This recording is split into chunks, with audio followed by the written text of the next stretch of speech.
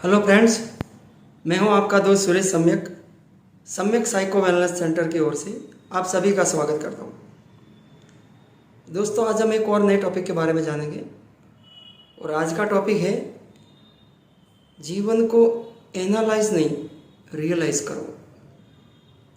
जीवन को एनालाइज नहीं रियलाइज करो।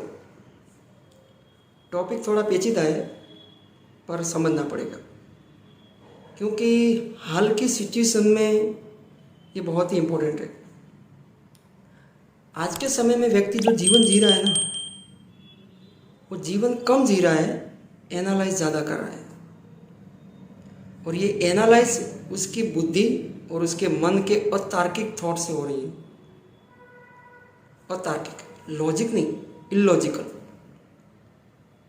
जिसकी वजह से उसके जो पर्सनल रिलेशन है, उसकी जो पर्सनल लाइफ है, उसके आसपास का जो एनवायरनमेंट है, उसमें बहुत सी दिक्कतें हो गई है।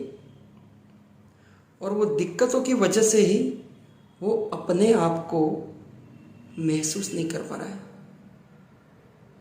जब आप अपने आप को ही महसूस नहीं करोगे तो आप आसपास के लोगों को, एनवायरनमेंट को कैसे महसूस करोगे? इसलिए लोग कहते हैं कि आप जीना भूल गए, और ये बात 100% सही है। हम सुबह से लेके शाम तक या रात को देर रात तक, यानी कि 3-4 बजे तक पूरा दिन एक बिजी लाइफ में पता नहीं कहाँ दौड़ रहे हैं। हमें ख्याल ही नहीं कब उठते हैं, कब सोते हैं, कब विचारों में खो जाते हैं, कब किसी के साथ क्या बातचीत कर दे, किसी के साथ क्या रिलेशन निभा रहे, कुछ पता नहीं। इतने बिजी हो गए अपने लाइफ में, समझ में नहीं आ रहा है कि करना क्या है। व्यक्ति नया तो कुछ सीखता नहीं, पुराना है वो भूल जा रहा है, और जो बचा हुआ है उसको भी एनालिस कर करके उसको तोड़ने पे तुला हुआ है। ये जो सिचुएशन आज के दौर में बढ़ गया है ना, यही व्यक्ति की मेंटल हेल्थ का सबसे बड़ा प्रश्न चिन्ह है। और यही प्रश्न चिन्ह की वजह से व्यक्ति आने वाले टाइम में एबनॉर्मल की ओर बढ़ रहा है। एबनॉर्मल, और यही एबनॉर्मलिटी आने वाली पीढ़ी के लिए बहुत ही घातक है। हम जब जीते हैं ना, तो हमारे पे 3 पीढ़ियों का तो भार होता ही है। एक हमारे आगे की पीढ़ी और एक हमारे पीछे वाली पीढ़ी, क्योंकि हम जिनसे सीखे उनका ऋण चुकाना है, और जिनको हम आने वाले उनको कुछ देना है। अभी आप क्या दोगे? आप खुद उलझे हुए हो। हम अपने ही पर्सनल लाइफ में इतने उलझ गए हैं कि हम नया तो कुछ सीखते नहीं हैं, जो है उसे ही बिगाड़ रहे हैं। ये एनालाइज की बीमारी व्यक्ति के लिए सबसे खतरनाक है। हम उगते हुए सूर्य को नहीं देख पा रहे हैं। हम आसपास के एनवायरनमेंट में जो प्रकृति का आनंदित हवा बह रही है उसको नहीं देख पा रहे। एक सुंदर सा फूल खिल रहा है उसे ठीक से नहीं देख पा रहे। और देखते हैं तो समझते नहीं, समझते हैं तो महसूस नहीं करते। ये जीवन है ना, महसूस का विषय, ये एनालिस का विषय नहीं है। मैं अपने क्लिनिक में आने वाले हर क्लाइंट को ध्यान से ऑब्जर्व करता हूँ, तो उनकी जो समस्या है ना, और कुछ नहीं, सिर्फ एनालिस है। वो इतने एनालिस पे तुल गया है कि रिलेशन को खत्म करके ही मानेगा। सर, एनालिस करके आप क्या सिद्ध करना चाहते हो? आप अपने ही इमोशन, अपने ही दिमाग के शांतित्व को खत्म कर रहे हो। और यही शांतित्व जब खत्म हो जाएगा, तब आपके पास केवल एक ही विकल्प रहेगा, एबनॉर्मलिटी। और वो किसी और नहीं दे रहे, आप ही दे रहे हो। हम रात दिन को प्रयास करते हैं कि अपने आप को वेलनेस की ओर बढ़ाएं, अपने आप को मेंटल हेल्थ की ओर बढ़ाएं, क्योंकि हमारा सबसे बड़ा साथी तो हमारा हेल्थ है। और अगर आपकी हेल्थ ही अच्छी नहीं हुई तो सर पैसे या ये सब चीज़ों का क्या करोगे आप? आपकी वेलनेस ही आपका सबसे बड़ा साथी है और उसका सबसे बड़ा दुश्मन है आपका एनालिसिस। इसलिए सर, जीवन जीने का तरीका बदलो, तरीका बदलना ही पड़ेगा, क्योंकि आज की जो लाइफ है वो बहुत ही टेक्नोलॉजिकल हो गई है। व्यक्ति के अंदर इमोशन एक लेस मात्रा हो गए, व्यक्ति एकदम प्रैक्टिकल हो चुका है। वो हर जगह अपना ही निजी फायदा देखता है। अगर वो किसी के साथ रिलेशन में आएगा तो पहले अपना निजी फायदा ही देखेगा। ये इस तरह का व्यवहार व्यक्ति को एनालिस की और पूरी दलदल में फंसा दिया है। सर, अपने आप को महसूस करो, हम भूल गए हैं। और ये इसी की वजह से आज इतनी सारी समस्या हो गई। व्यक्ति सोचता है कि सुबह में उठेंगे, जल्दी उठेंगे, ध्यान करेंगे, बुक्स रीड करेंगे, एक्सरसाइज करेंगे, अच्छा हेल्थी खाना लेंगे। क्या ये सब करते हो? नहीं करते। हम सुबह में उठते पहले रील्स चेक करते हैं, मैसेज करते हैं। तुम्हारे मगज के जितने भी डोपामाइन जो रसायन हैं, जो हार्मोन्स है, सुबह में ऐसे ही फिजूल चला जा रहा है। और यही डोपामाइन आपके जो शरीर के या आपके बॉडी के या आपके मन के या आपके दिमाग के लिए बहुत ही ज़रूरी है। यही तो वो डोपामाइन रस है, हार्मोनियम, जो आपको आपके आनंद तत्वों को बरकरार रखता है। अगर इसे ऐसे ही वेस्ट करोगे तो सर दिन भर तो सुस्ती आएगी, आलस्य आएगा, थकान आएगी, कमजोरी आएगी, चिड़चिड़ापन आएगा, गुस्सा आएगा, ये सब चालू रहेगा। इसलिए फिर आप और ज़्यादा उसको पाने के लिए नशे की लत करोगे, झगड़ा करोगे, ये करोगे, वो करोगे, ये सब फालतू चीज़ों में अपने आप को झोंक कर उसमें लगा दोगे। इसी की वजह से हम जीवन जीना भूल गए। सर, जीवन चला जाएगा, पता भी नहीं चलेगा, पता भी नहीं चलेगा, क्योंकि जीना है अभी में जीना है, वर्तमान में जीना है।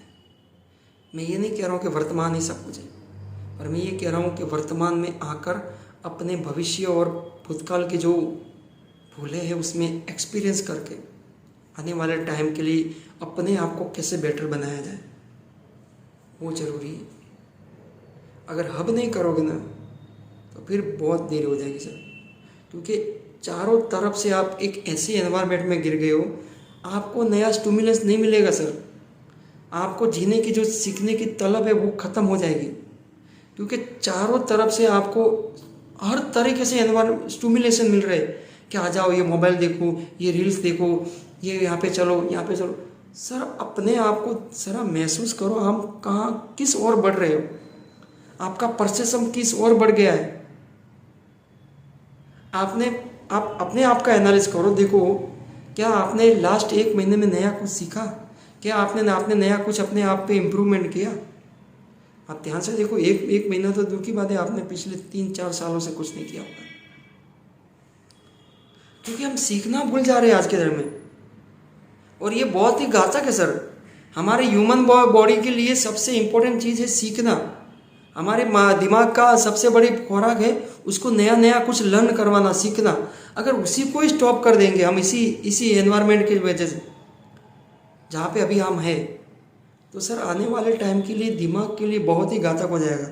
और ये दिमाग ऐसी ऐसी बीमारी क्रिएट करेगा जिसने आपने कभी नाम तक नहीं सुना होगा। क्या हमने ये नाम सब कभी सुने थे? पबजी मैनिया, सेल्फी मैनिया, ये जो डिसऑर्डर है साइकोलॉजिकल, दिन प्रतिदिन बढ़ते जा रहे हैं। ये ऐसे ही नहीं बढ़ रहे सर, हमारे एनालिसिस की वजह से बढ़ रहे हैं। और यही एनालिसिस एक दिन हमें ख़त्म कर देगा, आपको ख़त्म कर देगा। और जो आपकी जो पीढ़ी है, जो आज के छोटे छोटे बच्चे हैं 5 से 10 साल के बीच में, ज़रा ऑब्जर्व तो करो उनको, वो भी एनालिस करना चालू हो गए। बहुत ही बड़ी दुख की बात है। और आने वाले टाइम में क्या होगा जिसकी हम कल्पना नहीं कर सकते। अभी रिसेंटली मेरे को एक बच्चा आके बोल रहा है, उसकी उम्र कितनी होगी, 7 से 8 साल की। वो मुझे क्या बोल रहा है, सर जिंदगी जीने में मज़ा नहीं है, बस सुसाइड करने की इच्छा हो रही है। आप सोचो, 8 साल का बच्चा बोल रहा है कि जिंदगी जी लिया उसने, जिंदगी जीने में कोई मज़ा नहीं है, और बोल रहे सुसाइड करना है। हम कौन सी और पीढ़ी को लेके जा रहे हैं सर?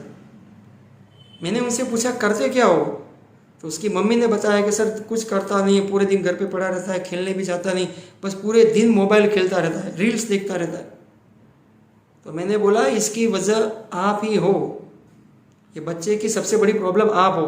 आपने छोटे बच्चों के हाथ में ये पकड़ा दिया मोबाइल, अभी वो ऐसे ही थॉट करेगा। वो बाहर के एनवायरनमेंट को जो जीना चाहिए, जो एनवायरनमेंट के साथ मेल खाना चाहिए, वो वहाँ पे खेल नहीं रहा, वो अपनी एनर्जी यहाँ पे मोबाइल में टाइम वेस्ट कर रहा है। ये क्या हो गया आज के पेरेंट्स को?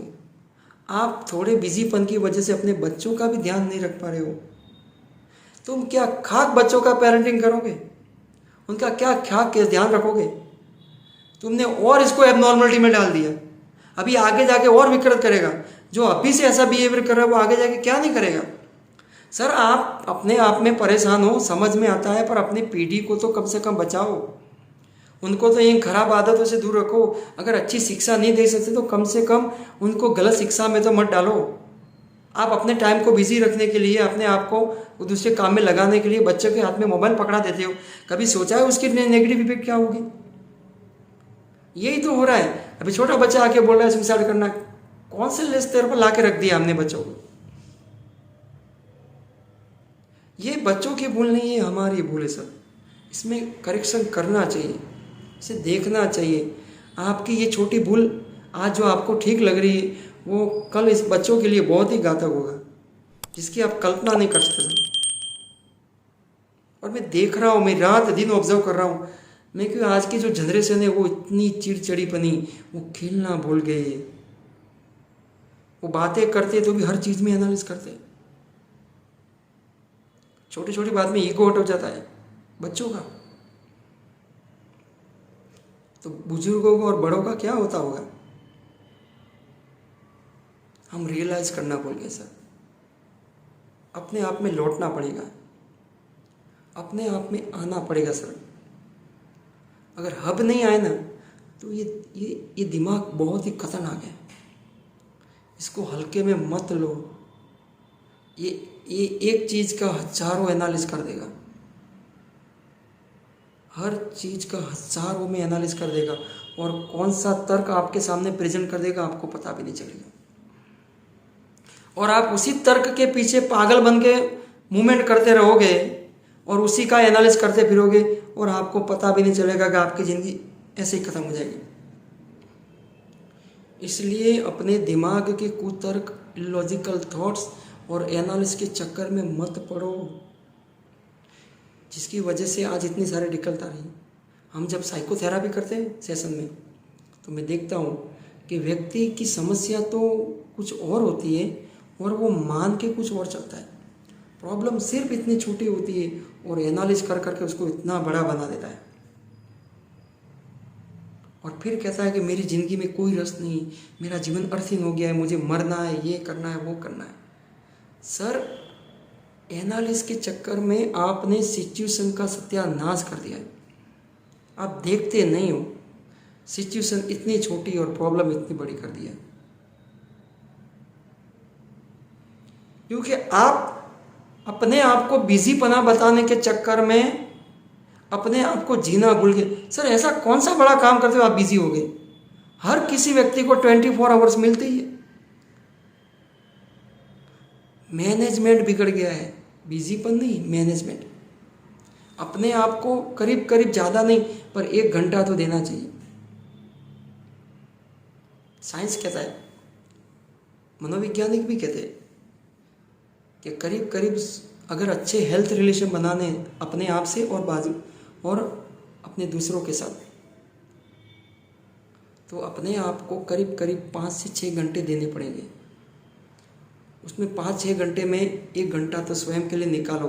कुछ मत करो, सिर्फ बैठ जाओ, अपने आप से थोड़ी बातें करो।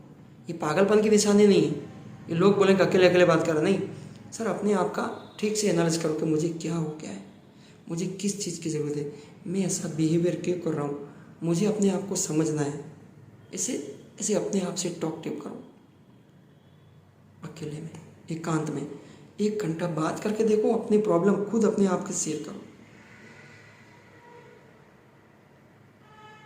आपको रियलाइज होगा कि जिंदगी में हमने कितना कुछ पीछे छोड़ दिया है। ये मैं जो बता रहा हूँ ये मैं रियलाइज कर चुका हूँ, ये मैं दर्द बता रहा, ऐसा समझो। और अगर ये बात अभी नहीं समझ आएगी तो व्यक्ति सिवाय डिप्रेशन के तरीके और कुछ नहीं होगा। और आप आज WHO और ये DSM वाले रोज बोल रहे हैं कि व्यक्ति का डिप्रेशन का स्तर दिन प्रतिदिन बढ़ता जा रहा है। और एक अंदाजित आंकड़े के मुताबिक 2025 तक भारत में भी इसका डिप्रेशन का प्रमाण और ज़्यादा बढ़ जाएगा। सर हम कौन से स्तर पे ये लेके जा रहे हैं? क्या इनमें से नहीं बाहर आना है? क्या इसको नहीं समझना है? क्या आप इसी में ही रहना चाहते हो? अपने आप को जरा सा तो टाइम दो, अपने आप से जरा तो मुस्कुराओ, अपने आप को जरा तो लर्निंग का पार्ट दो। ये मोबाइल में ही हम पूरी ज़िंदगी को एनालिस करके इसी में ही डूबे गए। और ये सबसे बड़ी माया बन गया है हमारे लिए। पहले ज़माने में माया कुछ और थी, अभी सबसे बड़ी माया मोबाइल हो गया। पहले हम खाने का व्रत करते थे कि भाई एक दिन खाना नहीं खाएंगे तो 11 रखेंगे, ये वो रखेंगे। मैं कहता हूँ आज के टाइम में मोबाइल का भी व्रत रखो। टेक्नोलॉजी का जो आप दिन प्रतिदिन जिसमें एडिक्ट हो जाएंगे उसका व्रत रखो, उसके थोड़ा दूर रहो। आपको पता चलेगा आपके हार्मोन्स ठीक से नॉर्मली काम करने लगेंगे। आपने कभी ऑब्जर्व किया, सुबह में जब आप उठते ही मोबाइल लेना स्टार्ट कर देते हो तो आपको 8-9 बजे एक चिड़चिड़ापन महसूस होने लगता है। आपके हॉर्मोन्स को नया कुछ सीखने की इच्छा नहीं होती, आपको मूडलेस सिचुएशन आती है। कहाँ से आती है सर ये? आपको किताब पढ़ना अच्छा नहीं लगता है, आपको ये फिर चिड़चिड़ापन अच्छा लगता है। फिर कोई बात करता है तो आप उसके साथ कम्युनिकेशन करना चाहते हो, आप अपने आप को अकेले रहना कर रहे हो। ये सब क्या है? ये वही सिम्टम है जो दिन प्रतिदिन धीरे धीरे एक जहर आपके दिमाग में घुसा जा रहा है। और एक स्तर पे आप सिवाय एक सुसाइड के तेरे कोई रास्ता नहीं होगा, उसी और हम बढ़ रहे हैं। साइंस वाले कहते हैं कि हर व्यक्ति सुसाइड करना चाहता है। कोई ना कोई पृथ्वी पर एक ना एक बार उसके दिमाग में ये थॉट तो आया ही होगा। क्यों आता है? क्योंकि हमने चारों तरफ से इतना बर्डन लेके घूम रहे हैं, इतना स्ट्रेस लेके घूम रहे हैं, अपने आप को हेल्पलेसनेस फील कर रहे हैं। क्यों कर रहे हैं पता है? क्योंकि हमने जीना भूल गए सर, जीना भूल गए। एक बार अपने दिमाग की सारी गंदगी को साइकोथेरेपी से निकाल दो, उसको साइको एनालिसिस करके अंदर से एकदम रिलैक्स्ड हो जाओ। जितनी भी बीमारियां एकदम जड़ मूल से खत्म कर दो, क्योंकि सारी बीमारी हमारे मन की ही है, शरीर की तो बहुत कम होती है। हमारे मन में इतने इलॉजिकल थॉट और दिमाग में इतने तार्किक विचार भर भर के हमने इतना अपने दिमाग का वो भरता बना दिया है, समझ में नहीं आ रहा है करना क्या है।